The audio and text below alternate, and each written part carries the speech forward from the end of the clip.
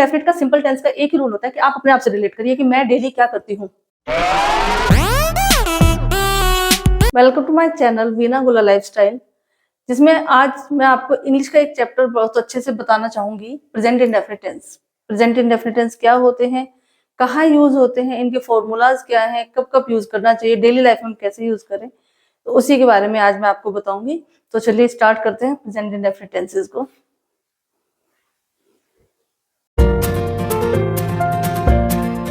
वो वाक्य जो हमारी डेली लाइफ में हमें ज्यादा यूज होते हैं, यानी प्रेजेंट इंडेफिनिट टेंस वो वाक्य होते हैं जो हमारी आदत को दर्शाते हैं।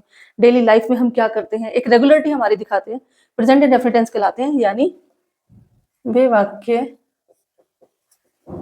जो हमारी रोजमर्रा की जिंदगी में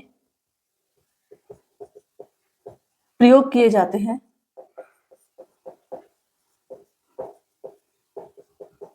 इन्हें सिंपल टेंस में बोलते हैं, क्योंकि बहुत आसान होते हैं, शुरुआत इनसे होती है, बहुत आसान होते हैं, इसमें आपको बहुत ज्यादा हेल्पिंग वर्ब की जरूरत नहीं होती। अफर्मेटिव में, अफर्मेटिव वो वाक्य जो हम डायरेक्ट बोलते हैं, ठीक है। अगर आपसे पूछा जाए कि आप सुबह उठ के क्या करते हैं, तो नॉर्मल सी बात है, आप बताएंगे मैं सुबह उठती हूँ, मैं मुंह धोती हूँ, मैं ब्रश करती हूँ, नहाती हूँ, जो भी आपकी डेली लाइफ है। यानी अगर किसी भी चीज के बारे में आपसे कोई क्वेश्चनिंग की जाए तो आपका आंसर वो होगा जो आप डेली लाइफ में करते हो, प्रेजेंट इंडेफिनिट टेंस कहलाते हैं। जैसे आप सुबह क्या करते हो, मैं सुबह स्कूल जाती हूँ। अगर आप किसी बच्चे से पूछेंगे,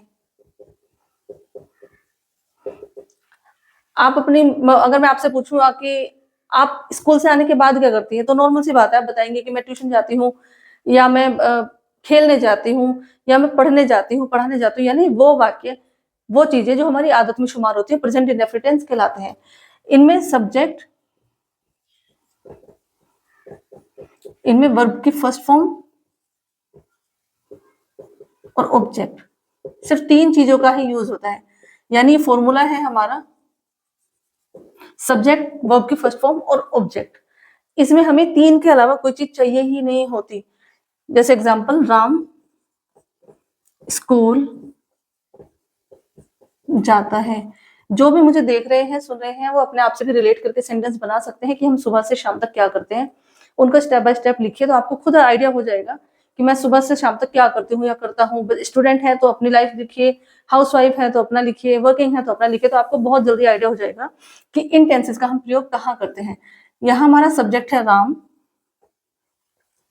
वर्ब हमारी आती है स्कूल जाना, तो ये क्रिया है हमारी, तो वर्ब है गो। और चूंकि मैंने अपने लास्ट वीडियो में आपको बताया था कि जहां ओ होता है वहां ईएस का यूज होता है, जहां वर्ब में ओ आता है, तो गोज टू। ऑब्जेक्ट है हमारा स्कूल, यानी किसके ऊपर काम किया जा रहा है, किसके बारे में बात हो रही है, ऑब्जेक्ट यानी स्कूल। सीता खाना बनाती है, मम्मी कपड़े धोती है, मेरा भाई पढ़ता है। यानी किसी भी चीज को हम डिफाइन करते हैं एज अ हैबिट। वह वो घर में हमारे बच्चे हैं, हम कहते हैं ये तो बहुत पढ़ती है, ये नहीं पढ़ती है। हैबिट यानी रेगुलरिटी में जो हमारी चीज आ रही है वो हैबिट में आ रही है, तो वो होते हैं हमारे प्रेजेंट इंडेफिनिट टेंस। कुछ rules of present indefinite tense. Rules, number 1, इनमें सिंगुलर नाउन, सिंगुलर नाउन क्या होते हैं हमारे, he, she, it, any name. He, she, it और एनी नेम, ये होता है हमारे सिंगुलर नाउन, यानी एक वचन। उनके साथ हमारा एस या ईएस आ जाता है। प्लूरल नाउन के साथ नथिंग, यानी कुछ नहीं आता। लेकिन आई और यू, आई और यू हमारे सिंगुलर होते हैं, सिंगुलर नाउन होते हैं। आई माने मैं अपने बारे में बात करूंगी तो मैं अकेली अपने बारे में बात करूंगी। यू में आप एक भी आता है और दो के बारे में बात करो तो दो भी यू में ही आते हैं, तो ये भी हमारा प्लूरल में ही आता है। ऐसा नहीं कि सिर्फ हम एक बंदे से बात कर रहे हैं, वो यू है तो वो सिंगुलर में आएगा, तो लेकिन रूल प्लूरल के फॉलो होते हैं। तो आई और यू के साथ कुछ नहीं आता, यानी ये बहुत ध्यान रखने वाली चीज है कि आई, मैं अपने बारे में अगर बात करूं आई, और यू, अगर आप एक बंदे से बात कर रहे हैं, सेकंड पर्सन एक बंदा है कोई, और यू से डिफाइन कर रहे हो उसको, यू से क्वेश्चन कर रहे हैं, लेकिन उसके साथ भी प्लूरल का ही रूल फॉलो होता है, ये याद रखेंगे। तो सिंगुलर नाउन के साथ एस और एस, प्लूरल के साथ कुछ नहीं आता है। अब हमारा एस और एस कहाँ कहाँ यूज होता है, ये भी बड़ी कंफ्यूजन की चीज है कि हम कंफ्यूज हो जाए। तो एस और ई एस का यूज हम करते हैं जहाँ पे O double O S H C H X double X आदि शब्द आते हैं। आदि शब्दों पे वर्ब यानी क्रिया खत्म होती है।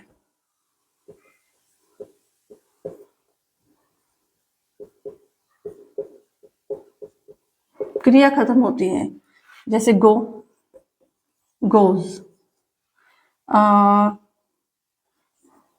Push, pushes.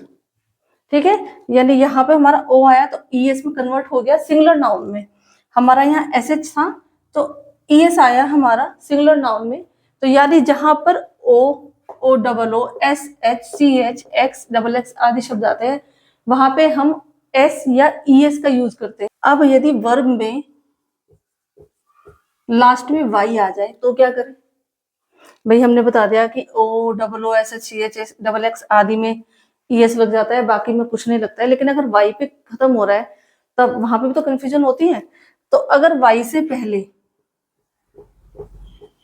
आपका वोवल आ जाए, यानी ए ई आई ओ यू, अगर वाई से पहले ए ई आई ओ यू आ जाए यानी प्ले, यहाँ पे वोवल हमारा क्या है, ए, तो प्लेज हो जाएगा, वाई के बाद एस लग जाएगा डायरेक्ट। ठीक है, यहाँ पे कंफ्यूज नहीं होना है। यानी वाई से पहले अगर आपका वोवल आ रहा है, कोई भी वोवल आ रहा है, तो वहां पर आपका एस लग जाता है। और अगर वाई से पहले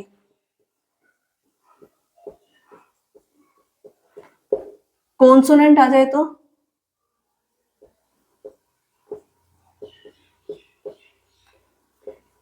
तो वाई रिप्लेस हो जाता है आई ई एस में। यानी वाई रिप्लेस किस में हो जाएगा? आई ई एस में। एग्जाम्पल देखिए, जैसे स्टडी, यहां पर वाई से पहले हमारा कॉन्सोनेंट आया है, डी आया है, तो यहाँ पे डी रिप्लेस हो जाएगा आई ई एस में, तो S T U D I E S. समझ गए आप? और अगर हमारा सिंपल वोवल आया था तो हमारा वोवल कन्वर्ट हुआ, किसी में भी नहीं, सिर्फ एस लग गया। और यहाँ पर अगर कॉन्सोनेंट है, डी कॉन्सोनेंट होता है, आपको पता ही है। वोवल हमारे क्या होते हैं? ए ई आई ओ यू, तो एस लग जाता है। और अगर वाई से पहले कोई भी कॉन्सोनेंट होगा तो हटकर वहां से रिप्लेस किस में हो जाएगा? आई ई एस में। आई होप अभी तक आपको समझ में आ रहा होगा।